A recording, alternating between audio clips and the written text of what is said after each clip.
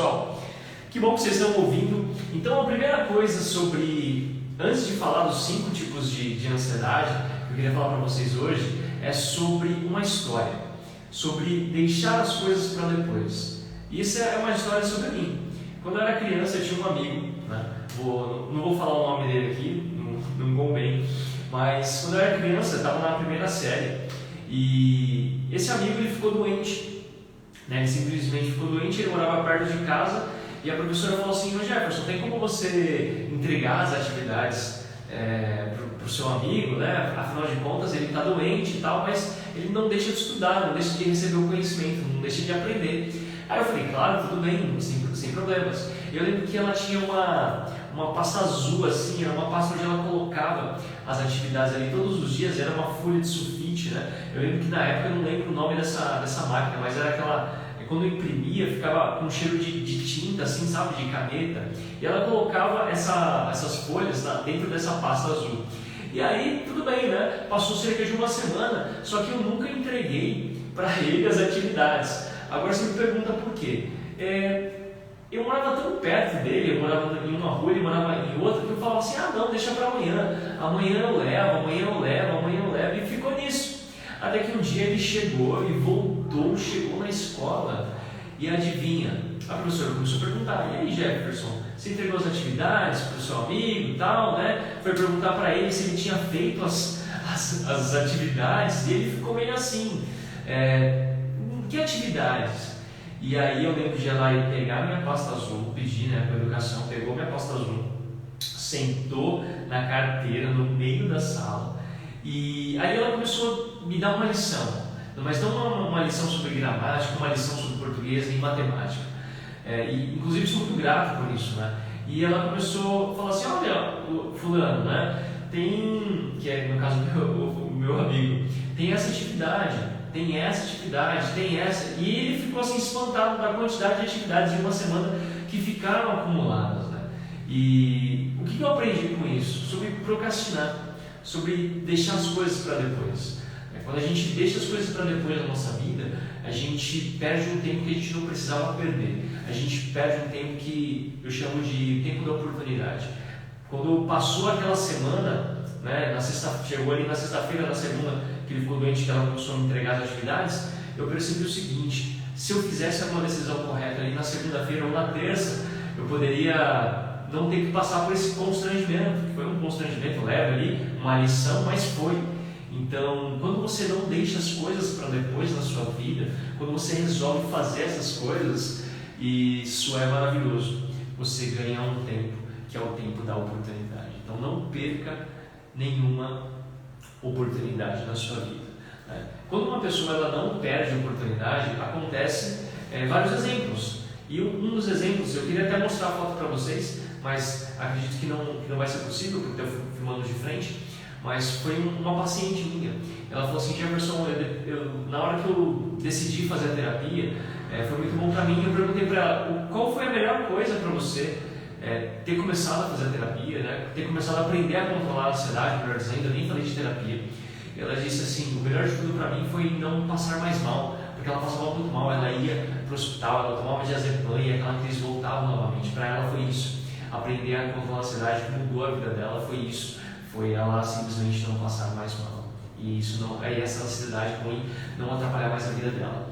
Então, não deixe nada para depois. Procrastinar é um tempo que você não precisa perder, certo? Então, gente, vamos começar aqui sobre... Deixa eu pegar uma outra caneta também.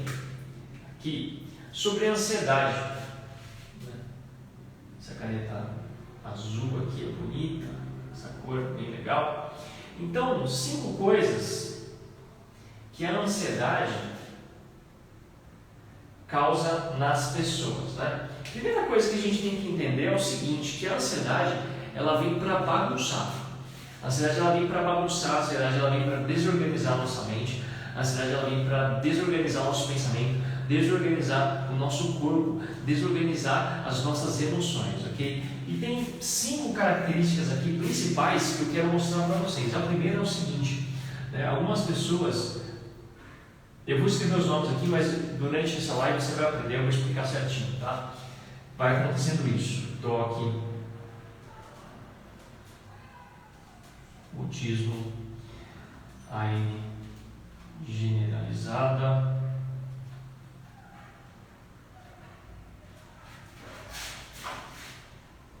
pânico e ataques de pânico. Certo? São, assim, pelo que eu observei, né, essas 5 aqui, todas relacionadas à ansiedade. Quando a ansiedade ataca, ela proporciona essas respostas nas pessoas. Por que, Jefferson? Cada pessoa vai responder de uma forma diferente em relação à ansiedade. É a mesma coisa, se eu tomar um sorvete, eu vou gostar daquele sorvete ou não. Eu vou ter um tipo de sensação. Se eu pedir para 3 ou 4 pessoas descreverem o sabor daquele sorvete, a pessoa fala assim, eu achei ele muito doce, outra, eu achei ele muito cítrico, por exemplo.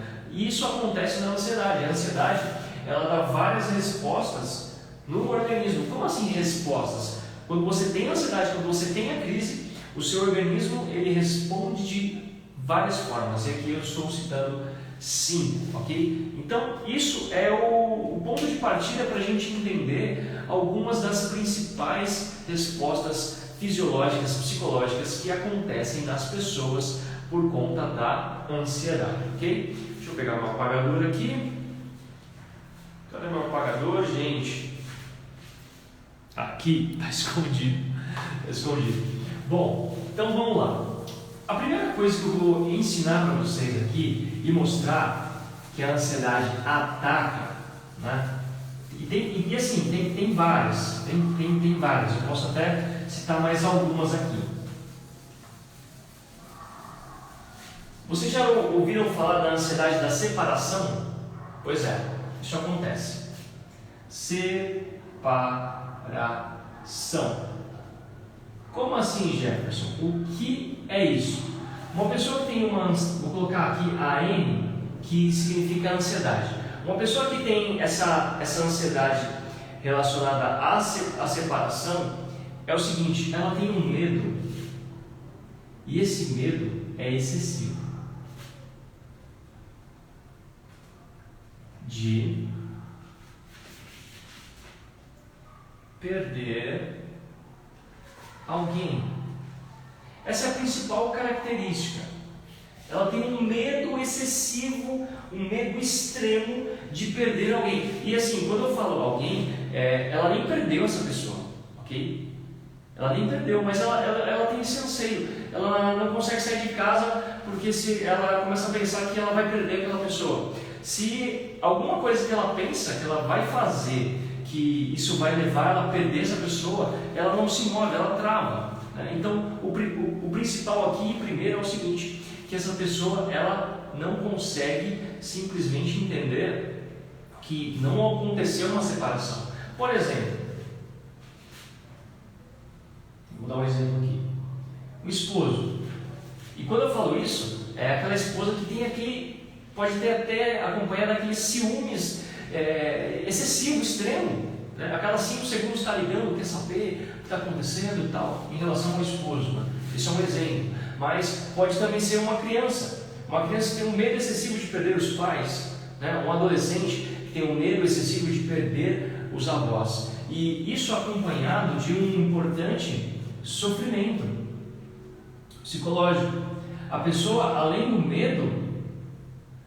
desse medo, ela tem esse sofrimento aqui muito intenso, esse sofrimento muito, muito forte.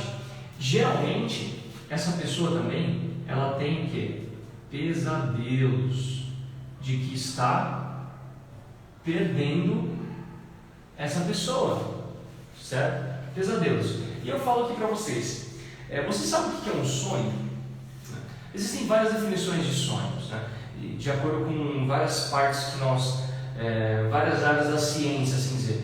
Mas a minha definição de sonho aqui é o seguinte: os sonhos, eles são representações inconscientes do nosso dia a dia. Isso quer dizer que quando você sonha, isso está ligado com situações, lapsos de memória, ligado a alguns quebra-cabeças, algumas coisas que aconteceram no seu dia. E quando se tem um pesadelo, isso é nada mais, nada menos que essas partes, esses anseios que estão no seu dia, quando você está acordado, isso se transforma em pesadelos à noite, ok? Então, a ansiedade da separação, ela é marcada por isso, por esse medo excessivo de perder alguém, esse sofrimento psicológico, pesadelos. E também, o que acontece? Outra coisa é que, assim, mesmo se essa pessoa não se separou, ou mesmo se essa pessoa ela não perdeu essa pessoa, ela mantém esse quadro aqui. E às vezes pode começar a ter algumas coisas meio que irracionais, né? A ansiedade ela deixa a gente tão bagunçado que pode se tornar até meio irracional. Como que acontece? Por exemplo, essa pessoa fala assim, eu vou ali no mercado. E ela fala, não, mas como assim você não pode ir? Mas pode acontecer alguma coisa, pode bater o carro. Ela tem aquele pensamento de catastrófico, que pode acontecer muitas coisas ruins com aquela pessoa. Então, esse é o primeiro tipo de ansiedade, tá? Ansiedade da separação, ok? E queria saber o que vocês acharam disso. Deixa eu ver se está tudo certo aqui. Está fluindo bem? Legal, está fluindo bem? Show! Vamos continuar então. Esse é o primeiro, pessoal, o primeiro. Ansiedade da separação, ok? E aí você fala assim, tá, Jefferson, você me ensinou isso, você me ensinou que a ansiedade da separação, ela é um estado de ansiedade, né? Mas o que eu faço? Se você está assistindo essa live, talvez você fale assim, tá, mas o que eu faço se eu tenho isso? Você precisa começar a questionar os seus pensamentos. Será que isso realmente pode acontecer? Será que isso realmente é verdade? Será que realmente eu vou perder essa pessoa do jeito que eu estou pensando? Você precisa ir ao contrário daquilo que você está pensando, daquilo que você está sentindo. Você precisa começar a questionar os seus pensamentos, ok? Então, esse é a primeira dica que eu dou para você, se você se identifica com essa ansiedade da separação, ok? Então, o segundo tipo aqui é o seguinte, é o que a gente chama de mutismo seletivo. O que é isso? Imagina só uma pessoa que fala normalmente, conversa normalmente, fala normalmente, só que esse tipo de ansiedade é um tipo de ansiedade específico de fala. O que acontece? A pessoa trava. A pessoa trava quando? Em situações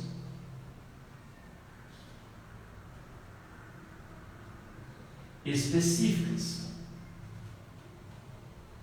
Por exemplo, no trabalho,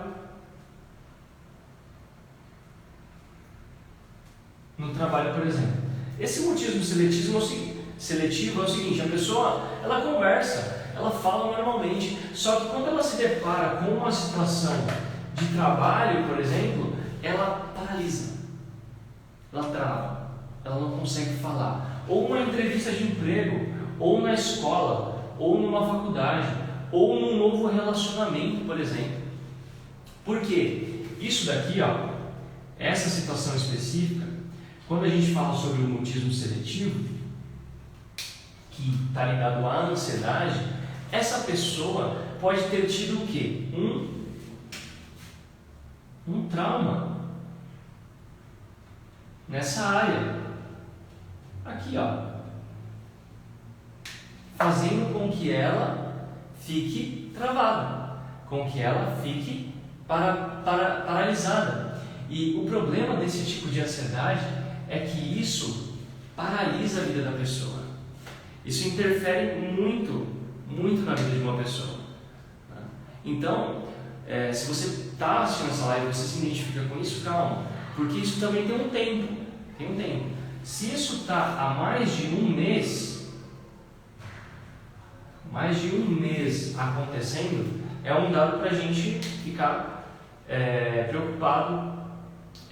Preocupado no sentido de podemos resolver esse problema, entendeu? Por quê? Essa fala específica, essa situação específica te deixa travado. Você precisa de um treinamento. Como que você consegue resolver esse tipo de mutismo seletivo? Claro, num ambiente terapêutico, por exemplo, um consultório e tal, vamos trabalhar o trauma. Mas uma dica que eu vou dar aqui para você é o seguinte: você pode fazer um treinamento de habilidades sociais. Se você tem um problema em relação a falar em público, por exemplo, você trava ao falar em público, você pode imaginar essa situação e você pode começar a estudar e treinar isso.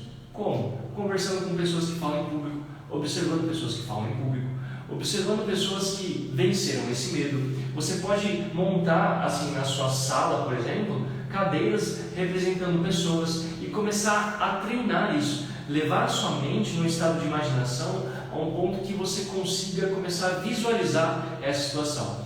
E, gente, é o seguinte, é uma frase muito legal: o feito é melhor do que o perfeito. E realmente, o que é perfeito, né? Aquilo, uma coisa se torna perfeita, né? E às vezes, quando a pessoa tem esse mutismo seletivo, ela também tem o quê? Um medo, porque ela trava, ela não fala, ela simplesmente para. E a excelência das coisas, e eu quero que você preste muita atenção aqui agora, a excelência das coisas vem através da repetição. Repetição, repetição, repetição, repetição, treinamento, repetição, treinamento, repetição. Para você ficar bom naquilo, até que fique bom naquilo. Mas até que fique bom, por exemplo, para sair desse estado aqui psicológico, né, e comportamental também, você precisa treinar. E está tudo bem, tranquilo, vai no seu tempo, vai no seu ritmo, certo? Esse é uma outra dica que eu dou para você se você se identifica com esse tipo de mutismo, né? Tipo assim, chega numa situação, trava, não consegue falar, ok? Beleza. Então, vamos seguir aqui para o nosso próximo tipo de ansiedade. Vocês estão acompanhando aí? Espero que sim. Ansiedade generalizada. Gente, isso daqui pega muita gente. Isso pega muita gente. Ó, AN, ansiedade, ok? Que eu abreviei aqui, ó. Generalizada. Qual que é o maior fator que corresponde à ansiedade generalizada? Isso aqui, ó. Vou escrever um pouquinho maior. Preocupação. Como? Uma preocupação excessiva. Uma preocupação persistente. Uma preocupação, quando tem muita preocupação, você começa a ficar o quê? Irritado. Ou irritado, vou por irritado aqui. Outra coisa, cansaço. Você nem fez exercício físico, por exemplo, você nem treinou nada, mas você fica com isso aqui, ó, com cansaço. Isso corresponde a uma ansiedade generalizada. Por que ansiedade generalizada? Porque assim, o que é uma preocupação? Vamos pensar aqui comigo, ó. Uma preocupação é aquilo que não aconteceu. Uma preocupação não é nada mais, nada menos do que uma coisa que ainda não aconteceu, uma coisa que ainda não veio a ser, uma coisa que está no futuro, um futuro próximo, um futuro distante. E quando você começa a se preocupar demais, quando você começa a ficar com essa preocupação aqui, ó, uma preocupação excessiva, começa a dar esses sintomas: cansaço, irritabilidade, também dores no corpo. Vou por aqui do lado, dores no corpo. Acredite, quando você não consegue gerir, administrar as suas preocupações, o seu corpo começa a avisar que as coisas não estão bem, que as coisas não estão caminhando como deveriam. Entenda o seguinte, que a nossa mente, ela está conectada com o nosso corpo. Quando a nossa mente não está bem, o seu corpo vai começar a mostrar sinais. Outra coisa aqui sobre a preocupação excessiva, ok? Porque assim, você tem uma preocupação, tá tudo bem. Eu estou preocupado com, sei lá, pagar o boleto amanhã. Ok, uma preocupação normal. Agora, uma preocupação excessiva nesse exemplo seria o quê? Você ter o dinheiro, ter o boleto para pagar no outro dia, mas você não conseguir dormir ou ficar com sono picado. Sabe aquele sono picado? Acorda, dorme, mexe no celular, sabe esse sono aqui? Esse sono picado. Quando tem a preocupação excessiva, fica desse jeito, com sono picado. E outra coisa também, é mesmo que você tenha o dinheiro e o boleto está no dia, tá no dia assim certo, e não venceu, você fica tipo, nossa, meu Deus, mas e se eu não conseguir chegar no banco? E se eu não conseguir mexer no aplicativo? E se acontecer alguma coisa comigo? E se eu esquecer? Então essa preocupação excessiva causa esse tipo de ansiedade generalizada. Fechou? Tá, aí você me fala, qual é a solução para esse tipo de preocupação aqui? O que você me recomenda, Jefferson, fazer para melhorar esse tipo de preocupação que eu tenho? Eu vou te falar. Primeira coisa, deixa eu pôr a palavra aqui. Primeira coisa é, preocupação não aconteceu. A sua mente que está criando isso. O que é uma preocupação exagerada? Uma tempestade em um copo d'água. Vamos a essas palavras aqui. Então, você precisa simplesmente colocar as suas preocupações em ordem. 1, 2, 3. Qual que é a preocupação? 1, 2 e 3. Você escrever elas. Por exemplo, estou preocupado aqui com o boleto. Estou preocupada com dinheiro no final do mês. Estou preocupado com o meu filho ficar doente. Veja que quando você escreve aqui as suas preocupações, fica mais fácil de você vê-las e você tira elas da sua cabeça. E vai chegar aqui na número 10. Você vai ter uma preocupação aqui assim, por exemplo, eu estou preocupada com esquecer o gás ligado. O que acontece? Quando você tem preocupações excessivas e você não administra ela, as outras preocupações vão aparecendo muito mais, certo? Então você precisa pegar uma lista, fazer uma lista das suas preocupações. Presta atenção aqui. Faz uma lista das suas preocupações. Escreve 1, 2, 3, 4, até a 10, se for 12. E você vai começar a julgar. Você vai começar a ver, será que realmente eu preciso pensar nisso agora? Será que realmente eu preciso me preocupar com esse tipo de preocupação? Será que eu preciso me preocupar com isso? Escreva, ponha no papel, ou ponha numa lousa, que seja, mas escreva, porque quando você escreve, você tira isso da sua mente. Por quê? As preocupações, você esquece. Essa é a real, porque o pensamento, ele vem e vai, ele vem e vai, ele vem e vai. Por exemplo, estou aqui, tenho um pensamento negativo, fiquei preocupado, o pensamento sumiu, dá 2 horas, 3 horas, volta o pensamento. Então, quando você escreve ele, e essa é a chave das preocupações, você começa a ver quais são as suas preocupações, colocar elas em prioridade e também definir estratégias para melhorar isso. E, gente, outra coisa, isso é muito importante, você entender que o mundo é um lugar enorme. As suas preocupações estão dentro do seu mundo, da sua rotina, da sua vida, do que você faz, mas entenda que o mundo é um lugar enorme. Procure outros ecossistemas. Jefferson, o que você está falando? Como assim?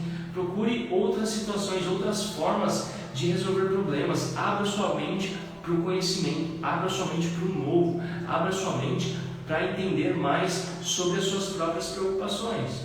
Perfeito? Muito bem. E aqui eu quero falar uma coisa. Quem ficar até o final da live, é só para quem ficar até o final da live. Quem não ficar, não vai entender e ver a surpresa que eu vou fazer aqui hoje. Né? Nessa live eu vou fazer uma surpresa, mas só para quem ficar até o final, ok? Se você estiver curtindo essa live, comenta aí, comenta o que você está achando, comenta o que você está entendendo. Vou dar uma olhadinha aqui no que vocês estão comentando. Show de bola! Muito bom, gente, muito bom, muito legal. Então,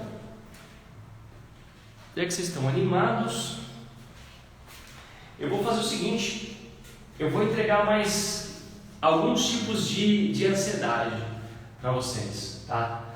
Alguns tipos. Esse daqui é muito famoso.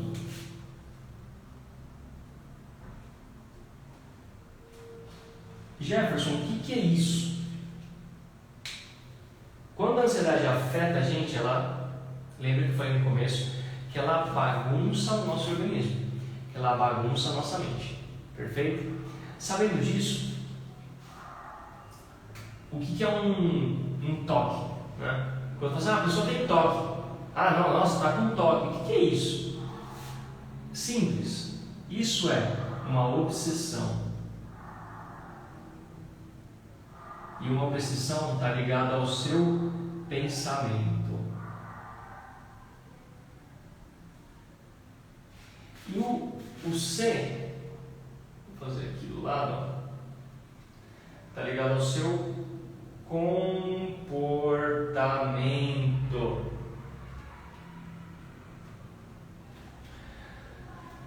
O que caracteriza o toque? Pensamentos intrusos na sua mente. É a obsessão.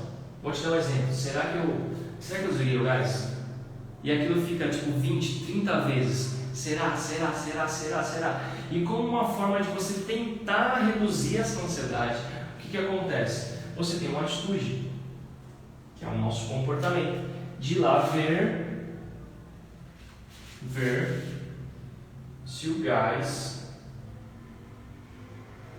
está desligado. Ok? Esse é um comportamento. Olha o pensamento aqui. Será? Vou por mais para cá. Desliguei o gás.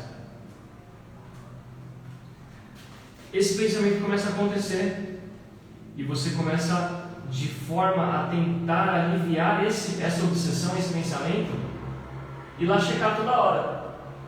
E isso se torna o quê? Um ciclo. Tem um pensamento, tem um comportamento, tem um pensamento, tem um... Então, começa a ter esses pensamentos intrusos na cabeça. Será que eu desliguei o gás? Será que eu apaguei a luz? Né? Isso é um tipo clássico de toque, né? Tipo clássico, clássico. E dentro disso tem vários outros, mas ligado mais à ansiedade propriamente dita, é esse modelo aqui: pensamento, comportamento. Será que desliguei o gás? Vai lá e vê se o gás está desligado. E isso começa a se tornar muito repetitivo. E isso causa na pessoa um sofrimento. Um sofrimento, muito sofrimento. E a pessoa, é interessante que ela tem essa atitude aqui, ó. Por quê? Porque ela quer extinguir, ela quer terminar com essa obsessão. Só que qual que é o problema?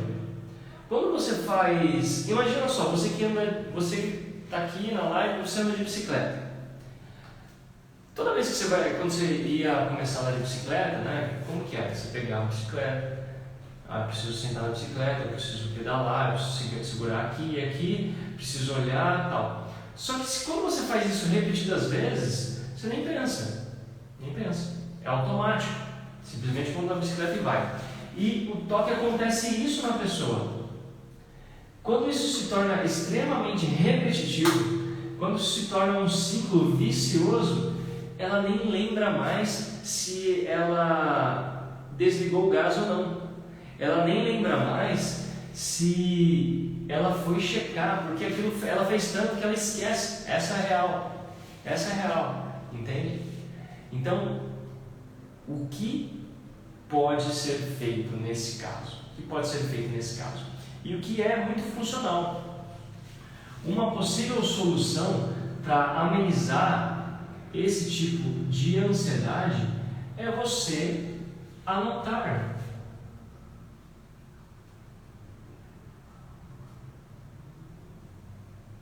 Data. Vou pôr um pouco para baixo, tá? E hora. Pronto. Será que eu desliguei o gás? Fui lá, chequei e vi que o gás estava desligado. Anotei. O dia, hoje é dia 17, né? Deixa eu ver aqui, deixa eu confirmar. Isso, hoje é dia 17. Então, vai lá, anota, é dia 17 às 20h37. Anotei, fui lá e desliguei. Dia 17 às 20h37. Certo? Por quê? Não é mágica, gente. Não, é tudo treinamento. Controlar a ansiedade é um treinamento. É a mesma coisa que um exercício físico. Você desprende energia psicológica, né? Energia mental, psíquica, para controlar a sua ansiedade. Precisa de esforço, precisa de empenho, tá? E aí, quando você faz isso, você começa a educar a sua mente. Você começa a educar o seu comportamento. Talvez você não esteja num estado assim, ó, de você estar pensando nisso 20 vezes, 30, quiçá 40 e por aí. Mas talvez você, toda hora que você vai sair, você fica ansioso ou liga para alguém, viu? Vê se o gás está desligado e fica nesse estado, né? Então isso auxilia muito. Anotar data e hora, porque você começa a quebrar a sua compulsão, você começa a quebrar esse próprio comportamento aqui, certo? Isso ajuda muito, gente, muito mesmo. Se você está aqui na live e tem esse tipo de problema, isso vai te ajudar muito, ok? Agora vamos para o próximo. Deixa eu apagar aqui. Esse daqui é conhecido. Esse daqui é conhecido e acontece muito. É um tipo de ansiedade que acomete as pessoas. E eu vou dizer o seguinte, que mais acomete as pessoas porque é um nível crítico de ansiedade. Você já deve ter ouvido falar de crise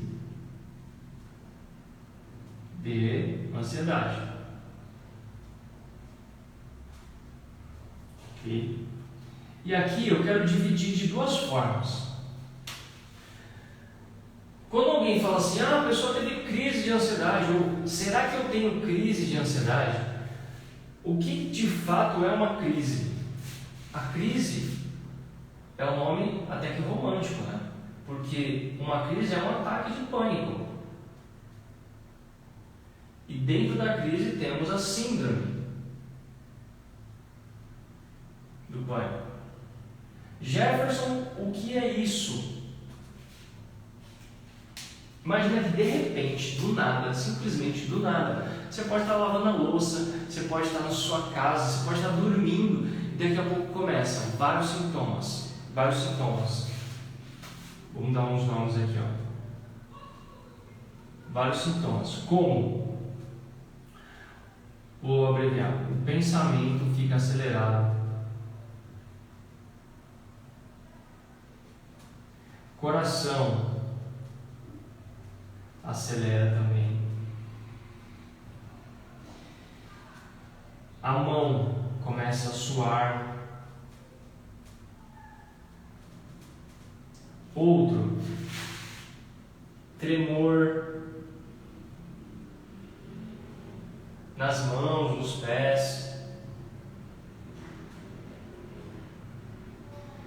A pessoa ela fica aqui com uma sensação de falta de ar e isso é um sintoma que eu quero falar com vocês. Ó.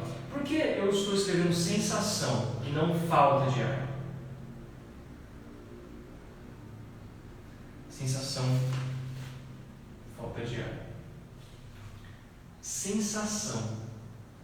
Por quê? A crise, ela acontece do nada. Vou escrever aqui, ó, do nada. E aí a pessoa começa. E aqueles sintomas e tal. E a sensação é que quando não se tem um conhecimento, e agora você tem esse conhecimento de que é uma crise, que não é um infarto, por exemplo, ela acha que está faltando ar. Mas o que eu percebi quando eu estava na UTI, Covid, e até na emergência, quando eu atendi os pacientes no hospital, que a saturação desses pacientes, que é o nível de oxigênio no sangue, né? Diga-se de passagem, o nível de oxigênio de óxido no sangue estava normal, estava dentro do previsto, 97, saturando 97, saturando 98. Durante a pandemia você deve ter ouvido muito isso, quanto está a saturação de tal pessoa. E em crise de ansiedade, a saturação das pessoas costuma ficar normal. Só que, lembra que eu falei que a ansiedade, ela bagunça o corpo, ela mexe totalmente com a gente? E é isso que acontece, a pessoa começa a achar que vai faltar o ar. Então, quando você tem uma crise de ansiedade, você não está ficando sem ar. Você está tendo uma sensação de falta de ar. É diferente. Isso muda o jogo, ok? E aí, qual que é a diferença? Vou fazer um jogo da velha aqui. Qual que é a diferença entre síndrome do pânico e ataque de pânico, ataque do pânico? É o seguinte, imagina que você ficou gripado, ou gripado. E beleza, ficou gripado lá um dia, tal, naquela gripe, no outro dia você sarou, ficou bem, certo? Agora imagina aquela pessoa que fica constantemente gripada, uma semana e meia gripado. O que acontece? Justamente isso. Uma pessoa que tem um ataque de pânico, e qualquer pessoa, escute bem isso, qualquer pessoa pode ter um ataque de pânico. Ninguém está livre disso. Nós somos seres humanos, todo mundo pode ter isso, como todo mundo pode ter gripe, e está tudo bem, certo? Um ataque de pânico ele acontece assim, esporadicamente. Pessoal, tive uma crise de pânico uma vez na semana, a cada um ano, por exemplo. Já a síndrome não, é aquela coisa mais densa, é aquela coisa assim mais forte que fica. E aqui eu poderia citar outros sintomas como calafrio, né? Por exemplo, outra que a pessoa fica com uma dor no peito, é uma sensação horrível, uma sensação horrível, esse tipo de ansiedade, é horrível, mas não é o fim, porque tem solução. E aqui eu quero te ensinar uma técnica. Eu quero te ensinar agora uma técnica para ajudar você a controlar esses sintomas aqui, ó. Principalmente essa sensação de falta de ar. Deixa eu apagar aqui rapidão. E vamos dar um nome para isso. RD. Jefferson, o que é isso? E no meu Instagram, você que me acompanha mais tempo sabe que eu sempre ensino isso, e isso ajuda muito as pessoas. A RD é respiração, isso é um R, tá? Uma respiração. E o D, diafragma. Cara, eu ensinei isso para centenas de pessoas, centenas de dezenas de pessoas, durante o meu consultório e também no hospital, quando eu estava indo no hospital, né? Quando estava a pandemia muito forte. E eu vou ensinar para você aqui hoje como que funciona isso. Simples. Quando a gente respira normalmente, né? Uma respiração pulmonar. Tem aqui uma ventilação, certo?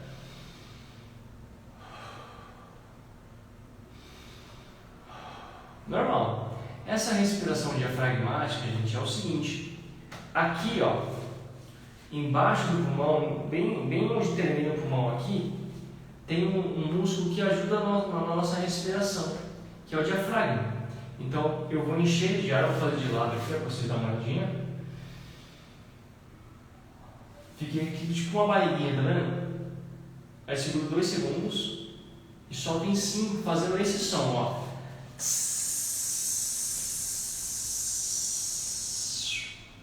Por quê? Enquanto eu estava fazendo isso, você estava pensando em alguma coisa? Passou alguma coisa na sua cabeça? A probabilidade é que não, porque você estava concentrado no que eu estava fazendo. Isso é respiração diafragmática. Quando você tem uma crise de pânico, ou se você está assistindo aqui, você tem uma síndrome do pânico, por exemplo, faz isso quando tem a crise e quando não tem. Porque lembra que eu falei do exercício? Né? Controlar a ansiedade é um exercício? Continuamente, o controle da ansiedade é um aprendizado constante. Eu aprendo com os meus pacientes todos os dias. Eles falam, olha, eu consigo controlar a ansiedade, eu fiz isso. Sabe aquela técnica que você me ensinou? Então, eu adaptei, eu fiz dessa forma. Isso é fascinante, é maravilhoso, porque pode ajudar muitas pessoas também. Então, a respiração diafragmática é assim. Vamos lá de novo. Deixa eu subir a caneta aqui. Respirou. Segura 2 segundos. E solta em 5 fazendo som de S.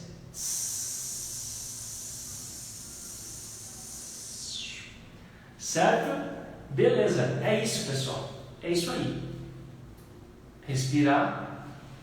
Respiração diafragmática. Tá?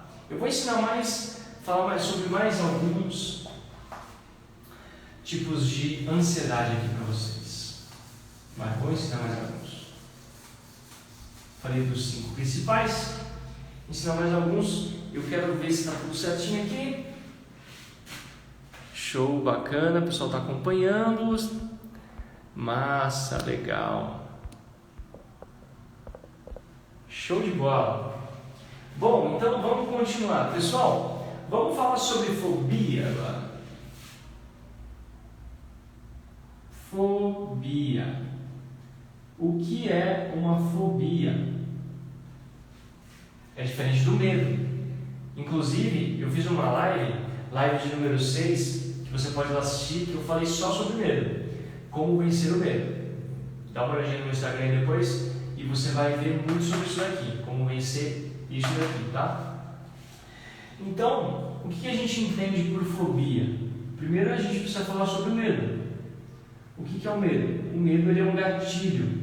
Ele é um mecanismo de defesa do nosso corpo que nos mantém vivos. Então, se você está preocupado com alguma situação, se alguém vai te assaltar na rua e você consegue fugir, quem te salvou ali foi o medo. O medo ele fez você tomar uma ação.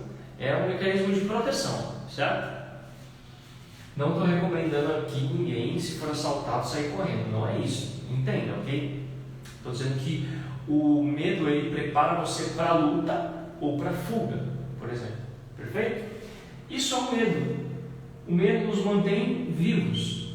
O que é a fobia? A fobia é quando o medo ele para de ser natural, esse mecanismo de defesa, e ele atravessa essa linha aqui, ó. Ele atravessa essa linha do natural e começa a se tornar excessivo. Na live 6 eu explico por que ele se torna excessivo. Mas dando um ganho geral aqui, é o seguinte: uma pessoa que ela tem uma fobia excessiva, né, que é um medo excessivo de alguma coisa, é quando essa pessoa ela tem medo de algo, de alguém ou de algum lugar. E aí existem vários tipos de diagnósticos diferenciais, né? Então, agorafobia, tem pessoas que têm fobia de animais, de altura, de lugar fechado, de lugar com muitas pessoas, e enfim, existem vários tipos de fobias.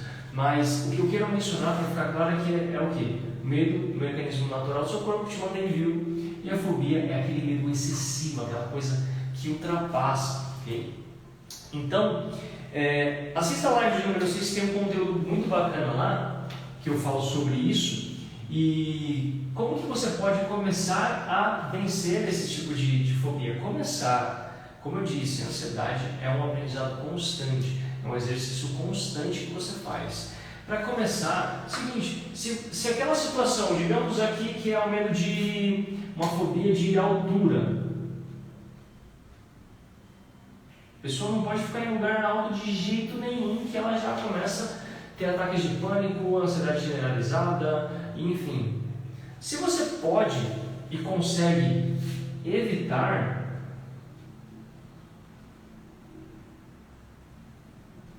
a altura, perfeito. Se você consegue evitar isso aqui, para começar a controlar essas fobias, ótimo, perfeito. Faça isso, eu te recomendo. Evita isso. Se você está começando a querer enfrentar suas fobias, não chega de cara, não, eu tenho medo de altura, então eu vou lá subir. Não, evita. Você vai se sentir mais seguro. Você vai se sentir mais segura. E outra coisa aqui é o seguinte: geralmente uma fobia, geralmente não, a fobia ela é um medo irracional. Por exemplo, se a gente pensar, uma pessoa que ela tem uma fobia de insetos, né? A pessoa tem uma fobia de cobra, não pode ver uma cobra que já começa a passar mal toda aquela coisa, né? O que acontece? Essa pessoa, por mais que, por exemplo, a cobra seja inofensiva e não seja venenosa e tal, seja inofensiva e esteja a 30 metros de distância, se ela está a 30 metros de distância, é inofensiva, é lenta, se a gente começar a pensar dessa forma, a gente vai entender o quê? Que esse animal, nesse momento, é inofensivo. Então, a fobia, ela é um medo excessivo e irreal daquele objeto, daquele animal, por exemplo, como eu falei aqui da cobra, certo? Então, é importante dividir o medo. Porque o medo ele parece que é algo gigantesco, né? Algo gigantesco. Então divida o seu medo em etapas e começa a analisar o que te deixa seguro, pessoas que venceram esse tipo de medo, perfeito? Só pincelando aqui essa questão da fobia para você entender que está ligado à ansiedade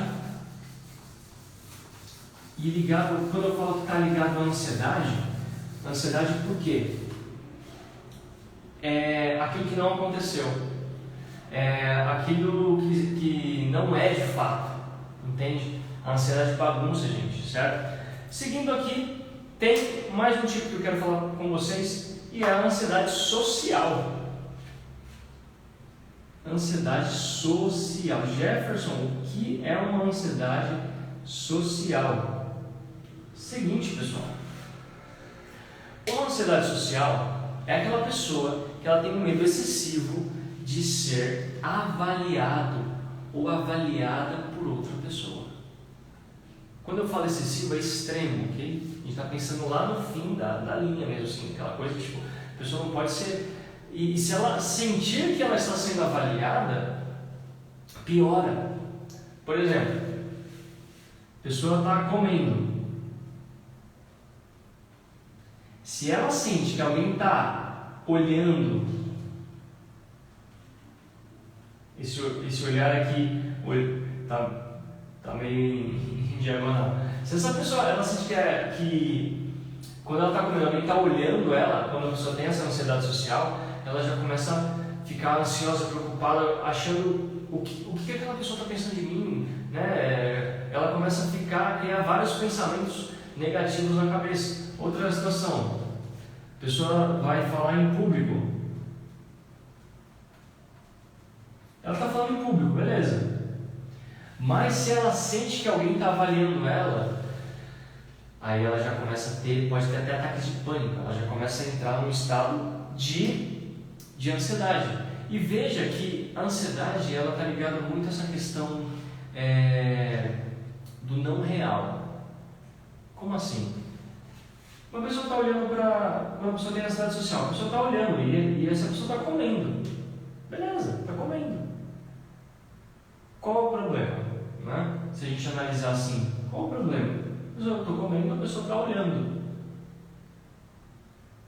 Então, o que parece é que o perigo, que a ansiedade que está sendo gerada, ela está muito além do que é real. Entende? Está muito além. Isso que acontece com essas pessoas que têm esse tipo de ansiedade social. Posso dar outro exemplo aqui, ó. A pessoa vai falar lá no trabalho. Se ela sente que alguém está olhando ela no trabalho, na família, ela tem um medo assim das pessoas avaliarem, julgarem ela. E aqui, gente, é uma coisa que é o seguinte, que eu quero ensinar para vocês. Como começar a vencer isso? Tem duas coisas na vida. A primeira é aquilo que você pode controlar, aquilo que está ao seu alcance, aquilo que você consegue controlar. E a segunda é aquilo que você não consegue controlar. E está tudo bem. Tem coisas na sua vida que você não vai conseguir controlar. E está tudo bem. Ok? Tudo certo. Controle o que dá. O que está dentro. O que está dentro de você. Isso dá para controlar. O que está fora não dá. Não sofra por isso. Simplesmente não dá. Não depende de você. Beleza? É isso. Bom, pessoal, agora chegou o grande momento. Chegou o grande momento da nossa live. O momento que todos estavam esperando, o momento que eu prometi e vou cumprir, que é a surpresa. Tem uma surpresa para vocês. E eu quero fazer algo diferente nessa live hoje. Você que está assistindo essa live aqui, e tem uma pergunta. Você fala assim, Jefferson, eu tenho uma pergunta, queria te fazer uma pergunta tal. Eu quero que você escreva agora aí no chat a seguinte frase: eu tenho uma pergunta para o psicólogo Jefferson. Só isso. Eu tenho uma pergunta para o psicólogo Jefferson. Tá, mas que surpresa é essa? Eu vou chamar agora ao vivo uma pessoa para responder essa pergunta. Então, você precisa apenas escrever aí, eu tenho uma pergunta para o psicólogo Jefferson, e mandar uma solicitação para participar ao vivo, aqui comigo agora. Você que está nessa live e quer fazer uma pergunta para mim, eu vou ter o maior prazer de responder, ok? Vou dar um tempinho aí para vocês escreverem essa pergunta, e essa é a nossa surpresa de hoje. Deixa eu dar uma olhadinha aqui, como é que tá? Show! Deixa eu virar aqui a câmera agora. Certo.